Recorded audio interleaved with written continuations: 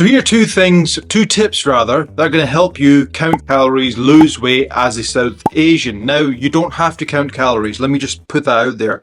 Counting calories is helpful. It's a tool. It can be a short-term thing or a long-term thing, but I wouldn't recommend it for life. If you want to count calories and lose weight, you can absolutely do so. It's a tool that I use with some clients as well. However, there are two things you must know to make it a lot easier for you. Number one, focus on protein as the main nutrient, the main macronutrient. So protein obviously is going to have the thermic effect. It's going to help you feel fuller for longer. It's going to help you repair damaged muscle tissue. Just go on Google and find it, right? There's so many cool things about protein that I can cover in this video, but I won't.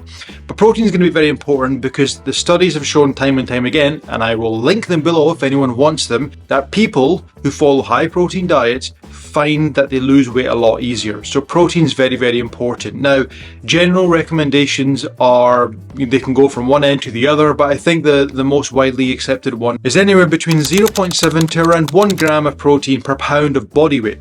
Okay, so it can be slightly on the higher end if you're weight training, but I would still recommend keeping it up there at 1 gram. So if you're roughly around about 150 pounds, then, consuming anywhere between 130 to 150 grams of protein would be a safe bet.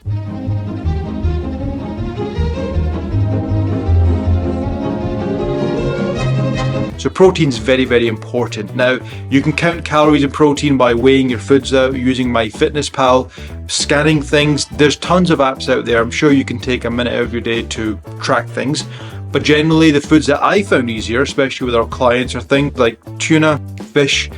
Obviously, halal chicken's a big thing for us, so we need to make sure that when it comes from the butchers, we make sure we weigh things out. But if anything's got a packet, it's a lot easier. But when it comes to going to, for example, the butchers or whatever, it's a little bit harder. So if you can, to make it easier, you can buy chicken from, Costco or other kind of supermarkets where they've got the labels on them, and it's going to be a lot easier. Just pay attention to the amount of water that's released as well. So those are the simple protein sources. Other things that I recommend: whey protein, dairy sources, if you can tolerate them, are totally cool as well. But protein is very important. So if you can hit your protein target, you'll be good to go.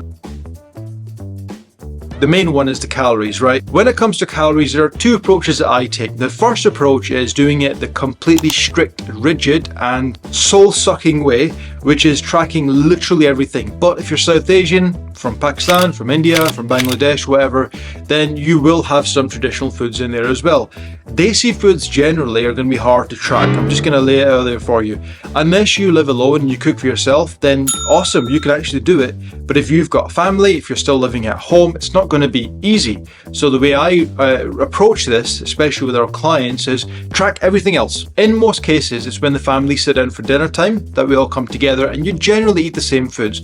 Breakfast and lunch, depending on if you work or what the family dynamics are, people have got a bit more freedom from what we've experienced anyway. You can track everything else, from breakfast, from lunch to snacks in between. Use an app, track it. Give yourself a buffer of anywhere between 400 to 500 calories. Now, this is an example. This is rough. This is not exact. Most Desi foods that we've observed with clients over 9 years of coaching, roughly a serving can be anywhere between 400 to 500 calories. If you know that whoever makes the food at home, or if you make it, you use a lot of oil, try and cut down in the first place, then maybe 500 to 600 calories of a buffer. What that does is you track everything in MyFitnessPal on the app, then leave yourself roughly around 400 to 600 calories. So for dinner time, you can just consume the food that you're eating. Obviously, you still want to, stick with the basics. So having a source of protein, a source of carbs, some healthy fats, etc., etc. But to avoid obsessing over everything and panicking that you're going to go over your calories, just always be on the higher end. Always give yourself enough to play with. So if it's roti salan, if it's a rice dish, if it's biryani, for example, wherever it may be, you don't have to worry about punching everything into your app. Give yourself roughly 400 to 500, maybe 600 calories as a buffer towards the end of the day, and you can consume dinner and relax a little bit and not panic too much. Now, if this is a regular thing for you, if you eat Desi foods every day, maybe twice a day, then you're stuck. I probably would recommend tracking everything. But if you have it maybe 3, 4, maybe 5 times a week, then use that little tactic that we use with clients and it works a treat. Now, the reason I'm sharing this with you is because I want to make your life easier, obviously, right? So we work with South Asian people, so we want them to be able to relax when it comes to their foods, especially when it comes to the evening, because most people are able to track everything else in the day, then it comes to dinner time and then they're in their mum or dad's ear, or they're in their wife's ear or their spouse's ear, whoever does the bloody cooking, right? And they're saying, oh, give me a separate portion, I want to eat separately, I want to weigh things out, and it just makes life a little bit difficult. At least this way, you're able to, keep track of everything else that you're having in the day, and you've got yourself 400 to 600 calories to play with. Then you can eat whatever you want. We had a client the other day who did this and it worked a treat. So if you learned something new, please do consider subscribing. We're hoping to reach more people as a growing channel. And if you did find this tip useful, let me know below. Hit that notification bell because we will be covering more of this sort of stuff because we've been asked about this. So I will promise to do my best to make sure that we're able to make life easier when it comes to weight loss, especially if you're South Asian and you are struggling for ideas and tips and motivation and inspiration. So my name is Dave. Thank you very much for watching, and I'll catch you folks in the next video.